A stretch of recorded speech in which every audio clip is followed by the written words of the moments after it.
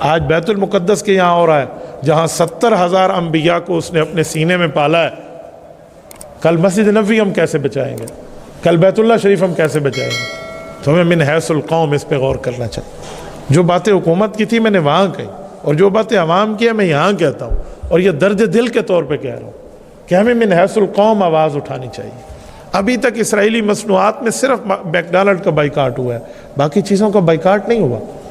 یہ پیپسی آپ اور ہم پی رہے ہیں، یہ کوک آپ اور ہم پی رہے ہیں، یہ نیسلے کی بوٹل آپ اور ہم پی رہے ہیں، یہ لپٹن کی چائے ہمارے گھر میں چل رہی ہے، یہ ایریل کا صرف ہمارے ہاں چل رہا ہے، جس کا بینیفٹ وہاں جا رہا ہے. اور پھر ہم کہیں گے پتہ نہیں اسرائیل کیسے مضبوط ہو جاتا ہے، پتہ نہیں ان کے ہاں بمبارمنٹ کے لیے ان کی جہاز کہاں سے آ جاتے ہیں. آپ مجھے بتائیں جہاں یہ حال ہو وہاں کیا کیا جائے گا؟ اور ان لوگوں کو 55 سال سے اس جنگ سے نبرد آزما ہے، اور وہ آج تک اپنے ایک موقف سے 1 انچ پیچھے ہٹنے کے لیے تیار نہیں. وہاں بچے دیکھیں نا، ان بچوں نے اپنے ہاتھوں کے اوپر نام لکھے ہیں اپنے والد کا، کہ بمباری میں مر جائیں تو ہماری لاش ہماری پہچانی تو جائے نا. یہاں یہ حالات ہو تو وہاں کہاں جائے گا؟ اس پر من حیث القوم ہمیں غور کرنا پڑے گا. ہمیں یہ بات گھروں میں تک پہنی ہوگی، بچوں تک کی دعائیں کروانی ہوگی، خواتین تک یہ بات کرنی ہوگی. ہمیں اپنی طاقت کے مطابق بات کر رہا ہوں، ہمارے سامعین اپنی طاقت کے مطابق بات کریں. جتنی طاقت اس بات کو وہاں تک پھیلائیں گے. ہم نہیں جا سکتے نا وہاں، یہاں تو کر سکتے ہیں. اس کے لیے جتنے ذرائع ہیں ہم اختیار کر سکتے ہیں، وہ مصنوعات کا بائیکاٹ ہو، وہ آئی ڈیز پر آواز اٹھانا ہو، وہ اللہ کے لیے دعائیں کرنا ہو، وہ مصلی بچھا کر بات کرنی ہو. کچھ جتنا ہو سکتا ہے ہم اتنا تو کریں.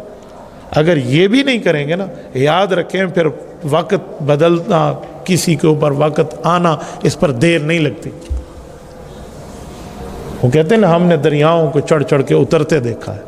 یہ پوچھا جائے گا حدیث پاک میں، اگر ظلم ہو گیا اور تم نے اس ظلم کے خلاف آواز نہ اٹھائی تو مبادا وہ ظلم تمہیں اپنی لپیٹ میں لے لے. خصوصاً آج کی جو معاشرے میں جنگ ہے وہ معیشت کی ہے، تو معاشی بائیکاٹ بہت بڑی چیز ہوتی ہے.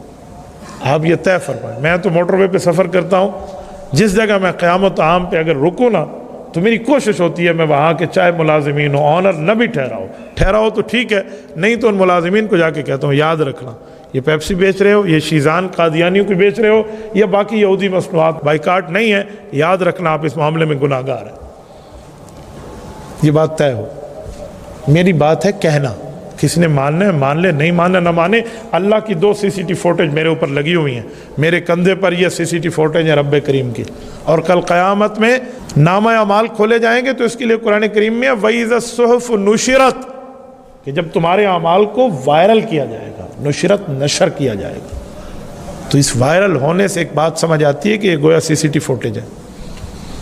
اور جب کھولے جائیں گے تو پھر رب کریم کا معاملہ اس وقت کھول کے رکھ دیا جائے گا لوگوں کے سامنے کہ اس نے کیا کیا تھا، کیا نہیں کیا تھا. تو اگر اس وقت یہ نام اعمال کھلیں جہاں انبیاء بھی ہوں، اولیاء بھی ہوں، صحابہ بھی ہوں، ہمارے آباء و اجداد بھی ہوں، اور ہماری وہاں پر جو عزت ہوگی تو وہ کیا ہوگی؟ اگر یہاں اعمال کھولے جائیں اور وہاں پر ٹھیک اعمال نکلیں تو رسول اللہ کے سامنے منہ دکھانے کے بندہ قابل تو ہوگا. میرے ساتھیو، ہمیں من حیث القوم اس پر آواز بھی بلند کرنی چاہیے، من حیث القوم اس پر ذمہ داری بھی ادا کرنی چاہیے، من حیث القوم اس کو ضروری بھی سمجھنا چاہیے، اور اس پر جتنا زیادہ ہو اس پر یہ ساری ترتیب رکھنی چاہیے.